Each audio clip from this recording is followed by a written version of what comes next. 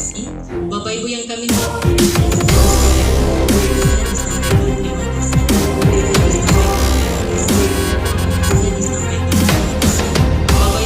hormati, tibalah kita pada inti Sosialisasi RKTPT CBS 2026 di Banyuasin, potensi konflik lahan jadi sorotan.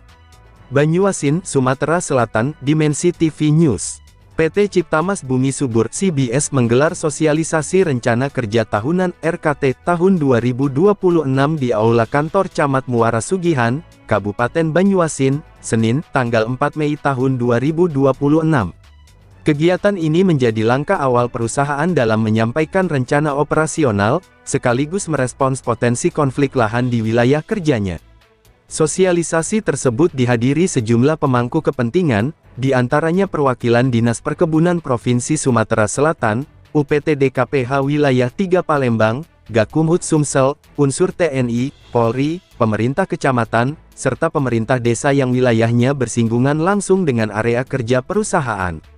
Perwakilan PT CBS, Iwan Henry, menjelaskan bahwa pada 2026 perusahaan akan melaksanakan sejumlah program, antara lain rehabilitasi tanggul, normalisasi saluran, serta penanaman hutan tanaman industri, HTI, seluas sekitar 900 hektare dengan komoditas kayu. Namun, rencana tersebut dinilai berpotensi memicu konflik karena di dalam wilayah kerja perusahaan, masih terdapat aktivitas ratusan petani dari berbagai desa. Bahkan, sebagian lahan diduga telah diperjualbelikan oleh oknum yang tidak bertanggung jawab. PT CBS mengklaim area tersebut merupakan bagian dari wilayah konsesi perusahaan berdasarkan keputusan Menteri Kehutanan RI nomor SK.70-Menhut-Datar Angka Romawi 2-2005, dengan total luas sekitar 7.550 hektare yang tersebar di Kabupaten Ogan Komering Ilir dan Banyuasin.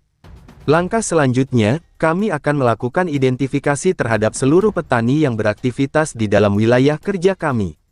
Hal ini penting untuk memastikan status dan asal-usul kepemilikan lahan, ujar Iwan Henry.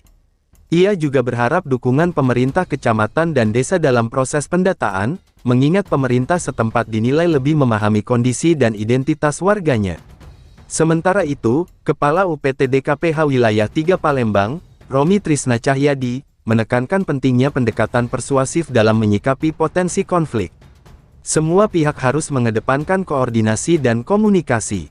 Masyarakat yang beraktivitas di sana juga warga negara yang harus dilindungi, sehingga penyelesaian harus dilakukan secara bijak tanpa menimbulkan kerugian, ujarnya. Senada, Seksi Wilayah 3 Gakumhut Sumsel, Julian Syah, menegaskan bahwa penyelesaian konflik harus tetap mengacu pada ketentuan hukum yang berlaku, namun tetap mengutamakan dialog dan mufakat. Camat Muara Sugihan, Willy Ardiansyah, menyambut baik sosialisasi tersebut dan berharap kehadiran perusahaan dapat memberikan dampak positif bagi wilayahnya. Kami berharap ada sinergi antara perusahaan, pemerintah, dan masyarakat, sehingga rencana kegiatan ini dapat berjalan lancar tanpa menimbulkan konflik, katanya. Ia juga mengingatkan pentingnya peran kepala desa dalam membantu memberikan pemahaman kepada masyarakat terkait rencana kerja perusahaan, mengingat adanya aktivitas petani di dalam wilayah tersebut. Di sisi lain, Organisasi Tani Merdeka Indonesia Kabupaten Banyuasin bersama tim advokasi juga tengah melakukan pendataan terhadap lahan yang diduga menjadi objek sengketa.